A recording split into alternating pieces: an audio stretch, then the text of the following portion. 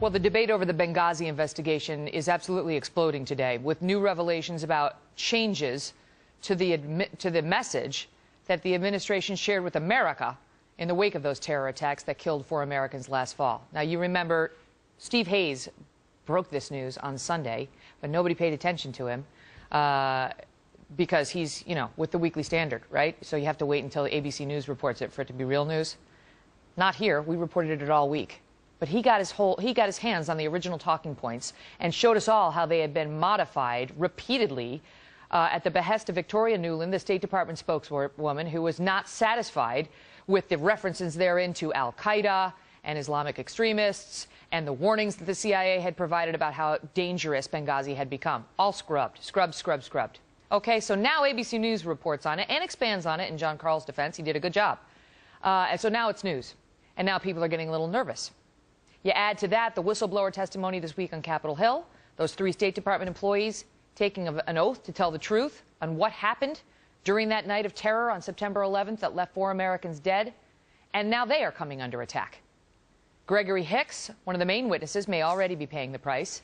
He says he was reassigned after he questioned what Susan Rice told America on those Sunday talk shows to a low-level desk job. He did not believe what she told us. And now we know he had cause for his concerns, and now he's been demoted. Our own James Rosen presented the State Department, or pressed, I should say, the State Department ahead of Mr. Hicks' testimony, and listen to this exchange from Monday. Are Greg Hicks and Mark Thompson credible people? Are they not long-standing career State Department employees? Are they credible?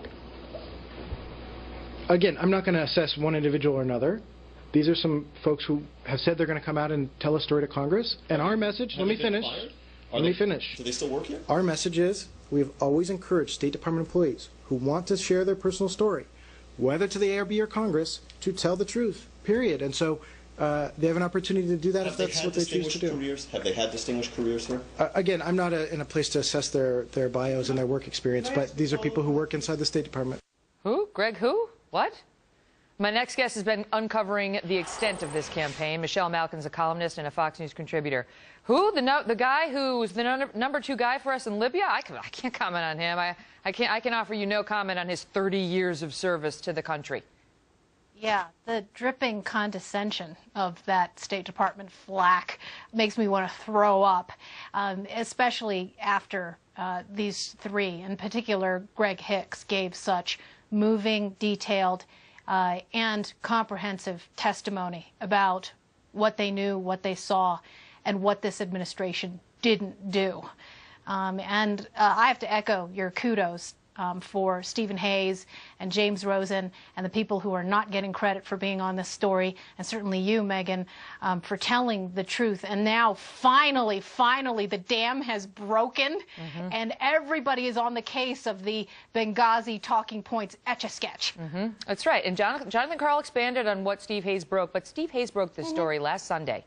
And it was like, no, I didn't hear it. I don't know anything about the Weekly Standard. I mean, he had it. He had the changes in the talking points, the State Department interference, the White House role in saying, get it done, listen to the State Department. And all week long, we've been pretending that didn't exist. Not us. That's right. But the mainstream media, now ABC News has it, it's a story. And now there's going to be the blowback, because even on NBC News this morning, Lisa Myers, a reporter there, was saying she is now getting tons of calls from Democrats who want to weigh in on the whistleblowers.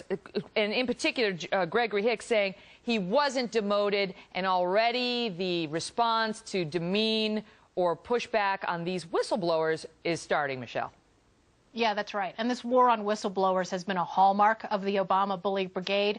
I warned about it on Wednesday morning before these hearings that the smear merchants were gearing up.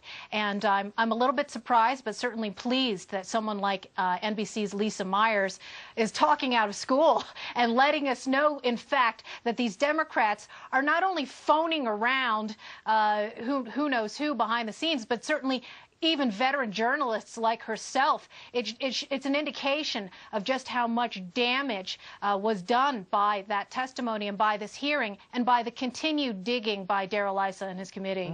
And now an anonymous State Department official told James Rosen that Hicks and Thompson, two of the whistleblowers, have axes to grind. Axes to grind. Dana Milbank of the Washington Post called the sworn statements a, quote, yarn. Yes. They accused one of the lawyers for the whistleblowers of lying, and this is how it's going to go now, Michelle. They're going to try to attack the messengers. And we certainly saw this passive-aggressive game that many of the Democrats on the House Oversight and Reform Committee were playing on Wednesday. Very notable. This whole, oh, we're your friends, and if any retribution or retaliation comes to you, of course we'll try and protect you. And then, of course, in the same breath, they turn around and essentially accuse these people of lying. And we saw it with J. Christian Adams, new Black Panther case. They said it about him. They've gone after Cheryl Atkinson at CBS News. Her bosses reportedly, according to Politico, and on it goes. Michelle, thank you for being here. Steve Hayes is here today in our next hour. Also.